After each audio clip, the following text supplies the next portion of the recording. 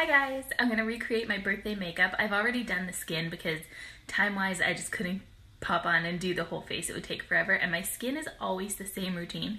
This face is actually what I would do every single day if I wasn't trying to use product and look different for you. So skin, I always start with a primer, a green primer, my makeup forever, I've been using this every single day, HD foundation, Estee Lauder Double Wear under eye, and some powder. I'm going to put all that on the blog so you'll know what it is, what I use. I've done my brows, I put on a tiny bit of bronzer and some blush.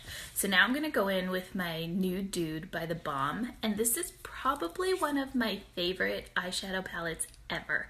I've also been really dedicated with using an eyelid primer because if you're going to do shadow, you really better do a primer just because it makes everything stick and like last. So I used to use Max Painterly for years and recently I switched to this Laura Mercier. I like the Laura Mercier because it's in this tube and it's a little more of a wet formula. The Painterly is in a paint pot, what they call, and you rub your finger in it and put it on, but it can be dry, especially when you've owned it for like 4 years. So I sometimes I'll wear this alone. So now I'm going in with the shadows, and I am no expert on this and I love playing around and learning, and I don't wear shadow very often because I always wear a bold lip, so this is a work in progress. But I'm starting with this Faithful shade because it's just a beautiful like copper. And I wish that I could say to you right now, like, this is a Sigma brush 646, but it's not. I'm not very good with brushes yet. I just use a bigger fluffy brush to apply this shade all over my lid, and I'll use a tiny bit of a smaller one to do the crease with a darker. So I've applied that everywhere, and right above the Faithful is Fit, which is a tad shade darker, and I'm gonna do that in the crease, just a little bit.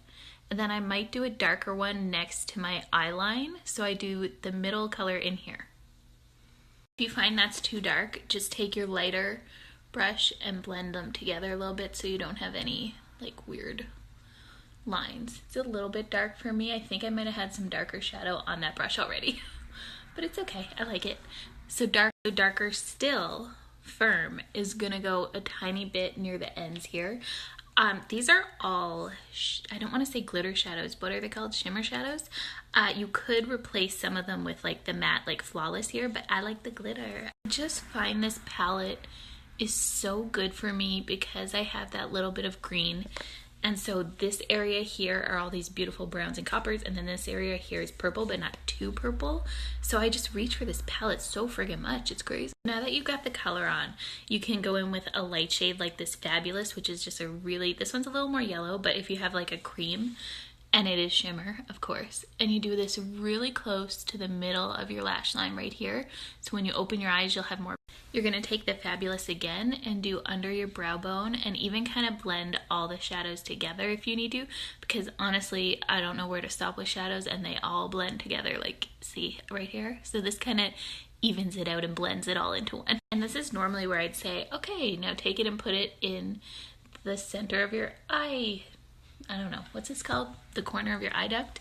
But I've been using this NYX, it's crystal and it's like a pen form. And let me clarify that. It's an eyeshadow stick and it's in the shade Crystal and it is bold, but I find it just makes your eye, see, doesn't that pop so much? And it lasts because it's a little bit of a sticky pen formula. It doesn't wash away. Okay, so now that the top of my lids are done, I want to balance it out and put some underneath here. Oh, this says cat hair on it. What?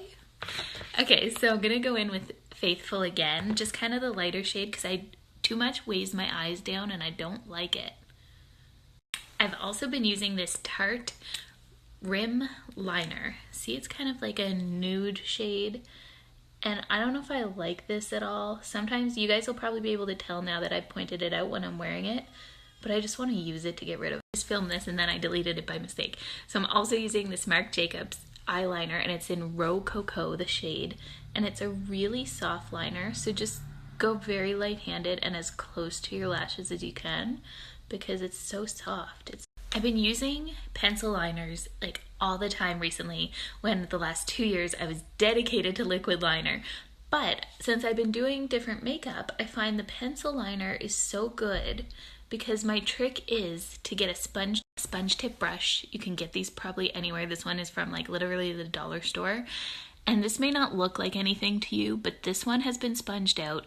This one hasn't, and see how that has like weird bumpy lines? This one's more like smoky-eyed blurred. You can basically create a smoky eye of sorts with just a lot of liner and a sponge tip brush. I swear, some days I just wear the liner and I smudge it out with this brush, and you guys are like, "Ooh, I like your eye makeup."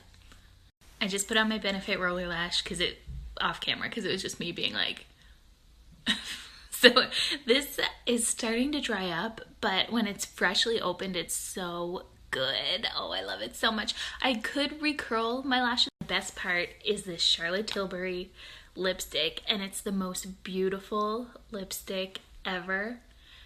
And I need help finding this in Canada, especially East Coast Canada. Beauty blogger peeps, where in the East Coast of Canada? Okay, I just did that off camera too because it was just me applying, and I didn't use a liner, and I probably should have used a lip liner, but I'm so lazy I never ever do it, even though I own 25 liners. They're all downstairs. So this is the final product. So I'm going to take a photo of this, and I'm going to link everything up on my blog so you can reference that. The only thing that I found with my birthday was in flash photography, I had a lot of white cast off, but in regular photography it looked good, and it's just one of those things. Yeah, it's one of those things you're like, was it the powder? It's probably the setting powder, which is a Laura Mercier little sample size. But I can't do without powder, so I don't know. It's fine. I don't really care about flash photography. I'm not flash photogged that often.